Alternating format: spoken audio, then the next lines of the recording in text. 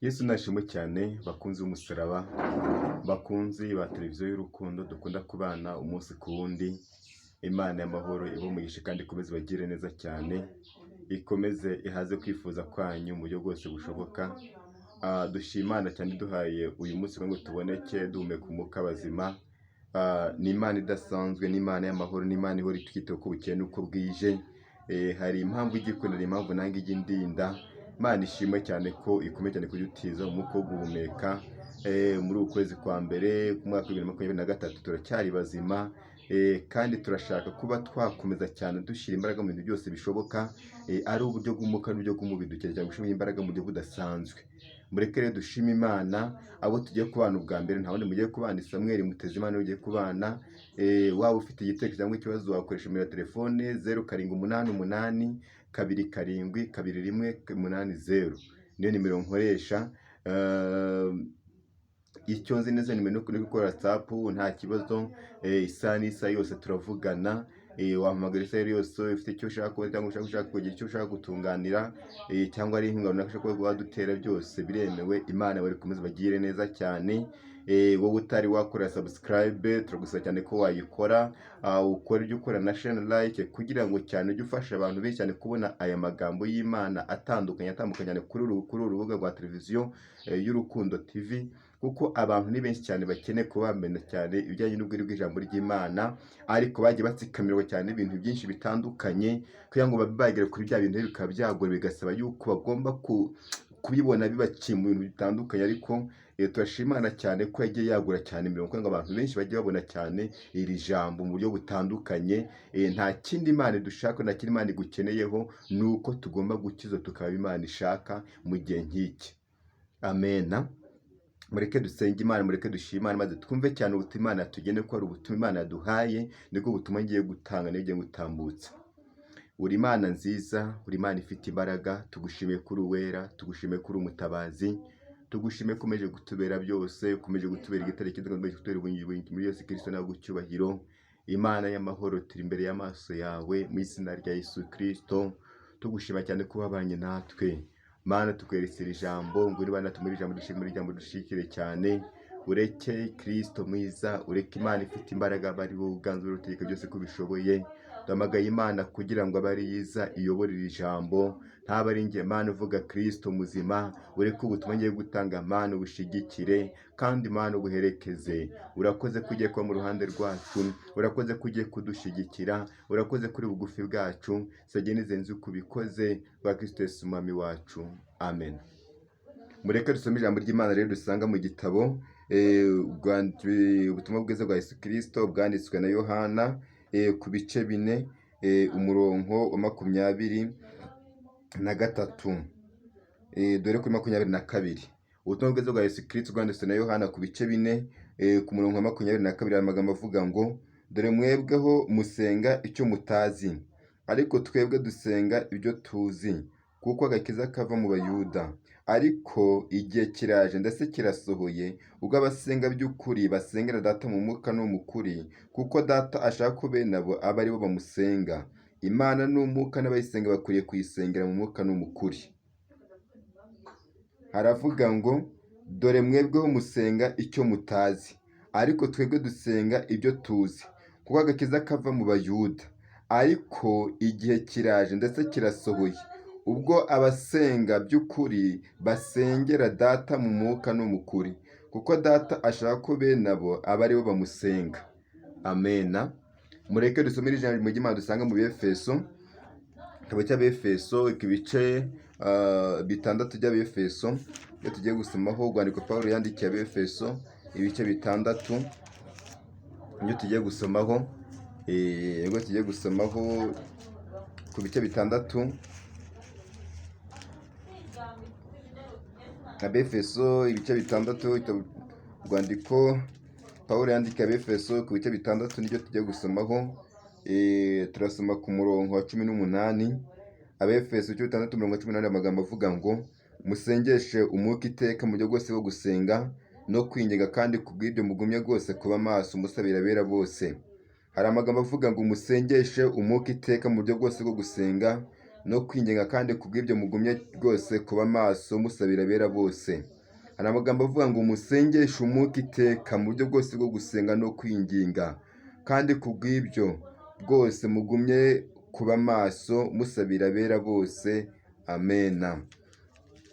Yesu ashimwe cyane. Aya ni amagambo yavuzwe na Yesu Kristo.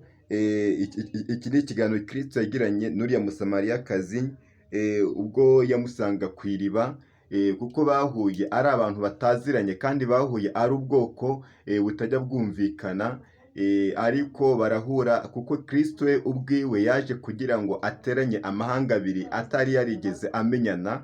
Bagirana ikiganiro gikomeye cyane, aho yasabye uwo mugore ku mazi. Uwo mugore agira ngo ari kumusaba amazi asanzwe, ariko uwo mugore yarimo avugana na Kristo atazi yuko Kristo ari Imana, kuko ijambo ry'Imana riratubwira cyane yuko Kristo ubwiwe yari Imana 100%, ari n'umuntu 100%. Bisobanuye ko Kristo yemeye kuza yambara kamere y'umuntu, yemera kumera nk'umugaragu, ariko ikigaragara Kristo yari Imana. Ntabwo yavuga yuko yari umuntu, ahubwo yari Imana 100% n'umuntu 100%. Byose muri make yari abyujuje, kuko aramurebaga ngo ni Imana. Kuko icyambere Kristo byose duhura byose ari byo gusonza.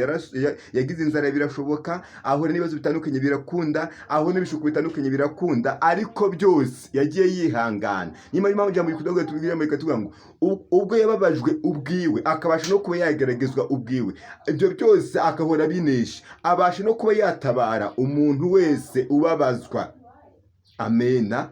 Kuko nta nzira n'imwe wavuga yuko waciyemo Kristo ataciyemo. Inzira yose urimo Kristo nawe yayiciyemo ubwiwe. Aho waba uri hose Kristo hose yarahaciye. Ibibazo byose waba uhagazemo Kristo nawe yabiciyemo nawe ubwiwe. Ahubwo ikiba gikenewe nta kindi, ni uko ugomba kubyihanganira, ukamenya neza yuko na Kristo nawe ubwiwe ibyo byose yagiye abicamo, ariko n'ubundi akihangana. Amena. Rero akomeza cyane kuganira n'uyu mugore, bagana cyane amagambo akomeye cyane, aho uyu mugore yakomeje cyane kumubwira ibintu byinshi bishoboka. Yesu rero yamubwira ngo umva, iyaba wari uzi impano y'Imana ukamenya no gusabya amazi uwo ari we. Amena. Buriya ikibazo kimudute cyane abantu benshi cyane, mugirana ibiganiro n'umuntu ariko ntumenye uwo muri kuvugana uwo ari we. Ariko iyo wagize amahirwe Imana ikagukora ku maso, ukamenya neza cyane, ukaba wagira amaso abona, amaso areba, ubasha no kuba wamenya neza uwo ndi kuvugana we n'indi. Amena. Ukamenya neza yuko uwo mvugana ni kanaka, uwo tugena ni kanaka. Mu gihe utari wasobanukirwa ngo umenye uwo muri kumwe, aho ngaho bizakugora cyane. Niyo mpamvu cyane turi ku magambo, ni amagambo y'ubutumwa atubwira ikintu bita gusenga, atubwira ikintu cyane kuba maso, kuko ubundi gusenga bijyana no kuba maso. Ntabwo wasenga utari maso ngo byashoboka, kuko uwo mugore yaza kuba ari maso yakabaye yaramenye Kristo uwo ari we, ariko we ko ntabwo yigeze kuba maso. Niyo mpamvu ategeze amenya Kristo uwo ari we. Abantu benshi cyane bagenda ariko batazi Kristo kubera yuko bategeze amaso, ugasanga iteka ryose amasengesho abantu bari gusenga afite ikibazo gikomeye cyane, kuko ntabwo bigeze basengera mu kintu cyitwa ukuri. Amena. Ariko ijambo rigatubwira cyane ngo igihe kiraje ndetse kirasohoye, ubwo abasenga data mukuru no mu mwuka aba ari we agomba kuba bamusenga. Iyi ni message Imana yatanze kugira ngo mbe nabahereza. Imana ikeneye yuko umuntu wese ugomba kuba wayisenga agomba kuba yasengera mu mwuka no mu kuri. Icyo wakora byose udakora mu kuri no mu mwuka, aho ngaho nta namure n'Imana. Kuko icyambere gusenga bijyana no kuba waba maso. Iyo utabaye maso rero Imana ntabwo wayinezeza. Bisaba ngo banza ibaze cyane, ndimo ndasengera mu kuri nkuko bikwiriye. Gusengera abantu benshi, abasenga ni benshi, abavuga ngo barasenga ni benshi, ariko abasenga mu mwuka n'ubukuri ni bake cyane.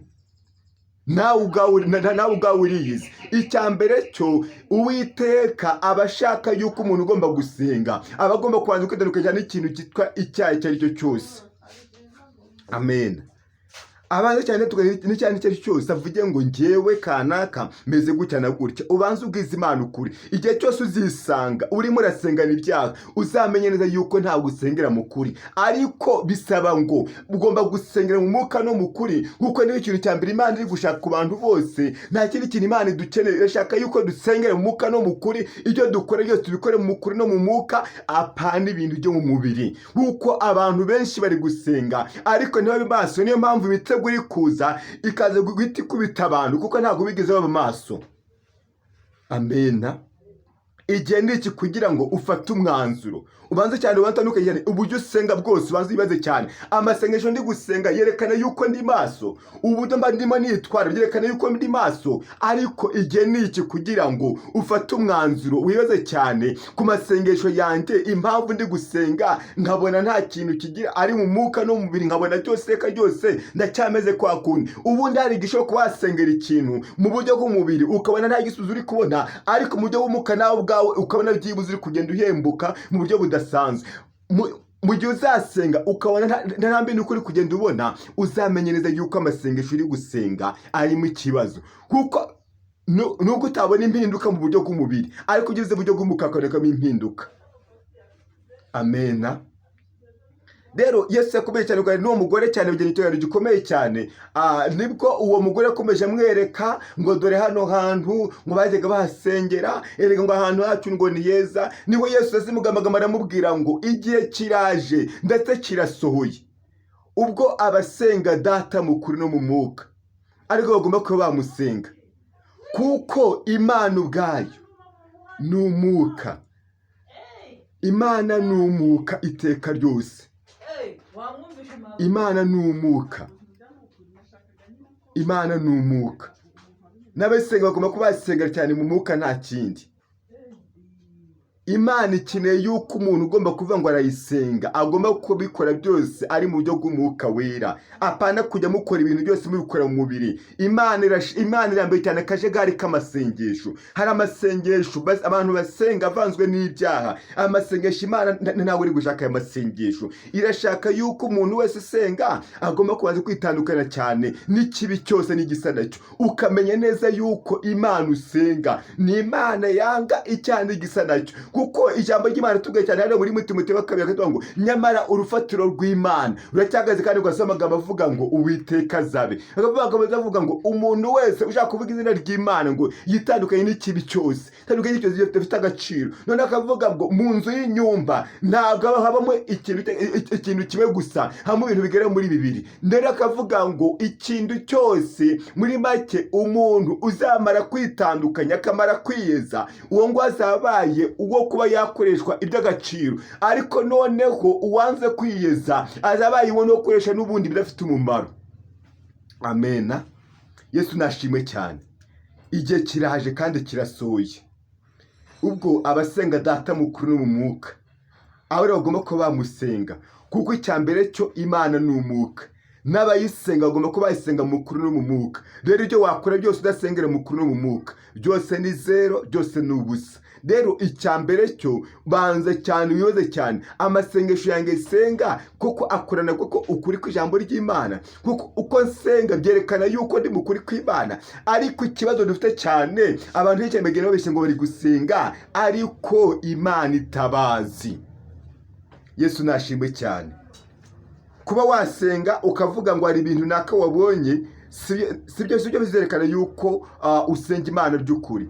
Kuko aho ngaho ushobora kwita uvuga ngo n'ubundi kanaka impamvu adasubiza gutya na gutya ngo asenga nabi. Ntabwo wasubijwe ari uko wasenze neza. Biriya ni ibintu Imana itanga ku muntu wese, bitavuze yuko wanasenze, ko n'abadasenga ibyo barabibona. Ariko hari ibintu by'agaciro nawe ubwawe wiyiziho yuko udafite. Ushobora gusanga n'isaha tuvugana utari wabona n'ubugingo, kandi umaze n'imyaka 20 uvuga ngo uba mu itorero. Kubera iki? Kubera ukuntu usenga. Ariko Imana irashaka yuko umuntu wese agomba kuyisengera mu kuri no mu mwuka, akaba yakwitandukanya cyane n'ikibi cyose n'igisa nacyo. Uko abantu barasenga ariko bakomeza bakivanga, Imana ikeneye ko utandukanye cyane ibintu byo gusenga kwawe, maze umenye neza uwo ndi gusenga ninde, maze umenye neza amasengesho nsenga ameze gute. Mu gihe utari wamenye neza amasengesho usenga ukuntu ameze, bizakugora no kuba wanezeza Imana, bizakugora. Yesu nashimwe.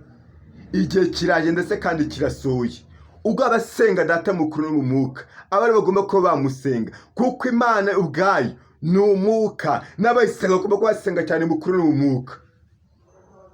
Yesu ashimwe. Bakomeye cyane, bagina ibiganiro bikomeye cyane, aho Yesu yakomeje yabanje kumuga ngo dore mwebwe musenga icyo mutazi, amen, ariko twebwe dusenga ibyo tuzi. Yesu nashimwe cyane. Rero ijambo gatuga cyane ngo ngunda bankunda, ariko abashakana umwete bose nibo bazambona. Rero kuvuga ngo ukunda Imana nuko uba ugomba cyane kwitonda amategeko y'Imana. Igihe cyose uzisanga utitonda amategeko y'Imana ntabwo uzaba uyikunda, uzaba uri kwibesha, uzaba uri kuyiryarya. Ariko Imana irashaka yuko abantu bayikunda mu buryo bwose bushoboka, kandi bikamenyekana yuko Imana igukunda nawe ubwawe. Yesu nashimwe cyane. Igihe ni iki kugira ngo ufate umwanzuro? Igihe ni iki kugira ngo ubanze beza cyane amasengesho nsenga bimeze gute? Nubwo turi gusenga turi benshi, ariko ijambo rirambwira ngo Uwiteka azabe, Uwiteka azabe. Nuko twagenda muri izi nzira turi benshi gutya, ariko ijambo rirambwira cyane ngo Uwiteka azabe. Nuko wagenda witwara uko wishake, ngo ngiye ndi umubwiriza buto, ngo je si pasteur, ngo ndi bishop, ngo ndi apotre, ngo ndi biki n'ibiki, ariko Uwiteka azabe. Nyamara urufatiro rw'Imana ruracyahagaze cyane. Amasengesho wavuga ngo urasenga nta gaciro yagira Uwiteka atakuzi, Uwiteka atakuzi. Icyambere gifite agaciro nuko wamenywa n'Imana. Kumenywa n'Imana iyo bifite agaciro kurusha ibindi byose. Ibindi byose byakumenya nta gaciro byagira, ariko Imana ubwayo ni kumenya. Biraze ko ari ibintu by'agaciro cyane, kandi abantu benshi cyane murasenga ariko Imana ntabwo ibazi. Niyo mpamvu ijambo ritubwira ngo nimuguma muri iryo magambo yanjye akaba muri mwebwe, nimusabe icyo mushaka cyose muzakibona. Impamvu abenshi cyane basaba ntibahabwe nuko basaba badashaka kuba babikoresha mu nyungu z'Imana, bashaka kuba bishyira mu nyungu zabo bwite. Ariko Imana irashaka yuko wongera cyane kwireba bimeze cyane. None uko amasengesho ari gusenga bimeze gute? None cyane uko ukuntu uri kwitwara bimeze gute? Ariko igihe ni iki ngo wongere cyane yivugurure, wongere cyane wisubiremo cyane, wongere cyane wibaze cyane. Uko nasenze kuva nagera kuri iyi si, maze imyaka ingahe nsenga, mbona nta mpinduka hagati mu mubiri wanjye, mu mwuka nta mpinduka. Ariko hagomba kuboneka ikintu bita impinduka mu mwuka, niko bigomba gusenga. Amena. Ijambo ry'Imana rigatubwira cyane ngo musengeshe umwuka iteka buryo bwose bwo gusenga, kandi kubw'ibyo mugomba cyane no kuba maso. Kuko ubundi umuntu ugomba gusenga agomba kuba asengera mu mwuka, agasengera no mu kuri, akagira ikintu cyo kuba maso. Gusenga bijyana n'ikintu bita kwezwa, nta kindi. Ubundi bijyana n'ikintu bita kwezwa gusenga. Iyo usenga ntuwezwe n'ubundi aba ari ubusa. Najya kuza muvuga ngo ngiye ngo mfite uko mbana n'Imana yanjye gusa, iyo Mana ni yawe se? Hari Imana ugira wowe? Hari Imana wigeze kujya kugura mu isoko? Imana ni imwe ku bantu bose. Yo kuvuga ngo ngiye mfite uko mbana n'Imana yanjye, ngo sinzi ibiki n'ibiki, ngo mfite uko ngana nawe, wowe urinde.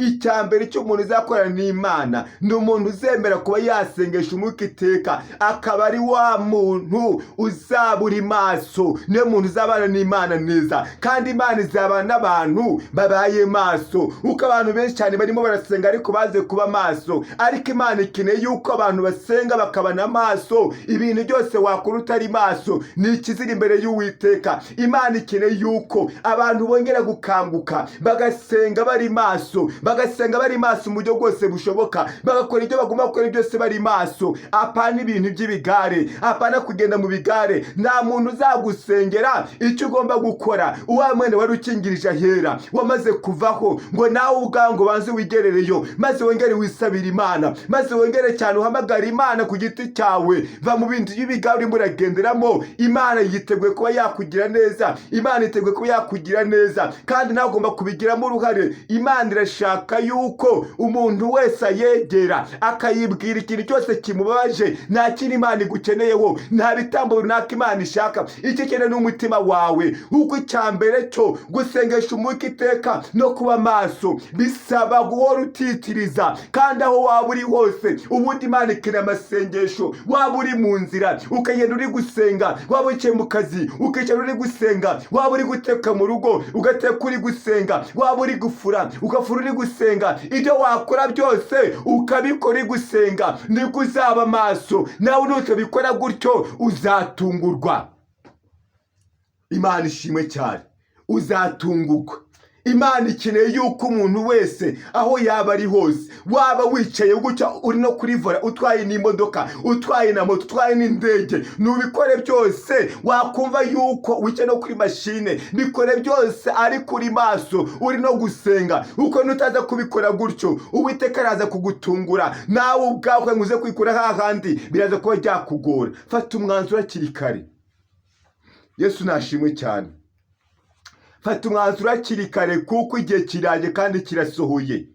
Kuko abantu benshi cyane bakomeje kurangara, abantu benshi cyane bakomeje kuba mu bintu by'ibigare bidafite agaciro. Ariko igihe ni iki kugira ngo wongere cyane wisuzume, wongere cyane ubaze cyane, naratitirije nk'uko bikwiriye. Erega uriya mupfakazi cya mbere cyo yemeye cyane kuba yatitiza ku mucamanza, ariko uriya mucamanza avuga ngo nubwo ntubaha Imana sinubahe n'abantu, ariko kubera ko wantitirije nemeye kubikora, nta kindi. Niyo mpamvu ngubwira ngo kuba watitiriza ni kimwe, no kuba wakora mu mwuka ni ikindi, kandi no mu kuri. Kandi igihe kiraje, ariko urufatiro bw'Imana rw'amagambo avuga ngo Uwiteka azabe. Umuntu wese ushaka kuvuga izina ry'Uwiteka yivanye mu kintu cyose kibi cyose, maze avuge ngo ngomba cyane gushakisha ibyiza biryo nikorera. Yesu ashimwe cyane. Ni message Imana yampaye kubatereza. Imana irashaka yuko umuntu wese ugomba kuyisenga. Muri make ngo igihe cyo kiraje kandi ngo cyageze, kugira ngo abagaragara umuntu usenga mu kuri no mu mwuka. Ukabasenga ni benshi ariko abasengera mu kuri ni bake, ukabaririmba ni benshi ariko abaririmbira mu kuri ni bake, ukababwiriza ni benshi ariko ababwiriza mu kuri ni bake, abayobora ni benshi ariko abayobora mu kuri ni bake, kuko abantu ni benshi cyane berekana yuko ari umurimo w'Imana, ariko barimo bikora mu kuri no mu mwuka ni bake cyane. Ugasanga rero umuntu ibyo wavuga byose, tatu waba ufite yose, ntabwo izerekana yuko urimo urakora mu kuri, kandi nawe ubwawe wiziwe yuko ari amanyanga uri gukoresha. Ugasanga uri pasitoro ariko iteka ryose uhora n'ibyaha. Ugasanga uri umushumba ariko iteka ryose uhora n'ibyaha bitandukanye. Ugasanga uri umuririmbyi ariko iteka ryose uhora usambana. Ugasanga uri umubwirizabutumwa ariko ubusambanyi bwarakwishe. Ugasanga uri umuntu kanaka ariko uri umusinzi, uri indaya mbi cyane. Muri make Imana ikeneye yuko ije kugira ngo yitandukanyirize cyane abo ngabo babeshye yuko basenga mu kuri, n'abandi bazi yuko basengera mu mwuka. Uko Imana ikeneye yuko umuntu wese ugomba kuyisenga agomba kuba ari umuntu wejejwe kandi akezwa neza mu kuri kw'ijambo ry'Imana. Yesu ashimwe cyane. Amena. Mureke dusenga Imana, ariko banza cyane ubaze cyane ukuntu uri gusenga muri iyi minsi. Ubaze amasengesho yawe ufite, ubaze cyane niba nawe Uwiteka aramusaje yasanga warabaye maso, yasanga warakuriye mu kuri no mu mwuka. Ubaze cyane niba Uwiteka aje kuri iyi saha niba yasanga ukibereye maso ubuzima bw'umwuka. Mureke dusenge Imana, ariko igihe cyo kiraje. Ubu ni ubutumwa Imana yampaye. Iki gihe rwose Imana kiraje, buri wese kandi agiye korana n'Uwiteka, agiye kwereka Uwiteka ibyo yamusigiye, uko yagiye abirinda nta kindi. Uri Imana nziza, uri Imana ifite imbaraga.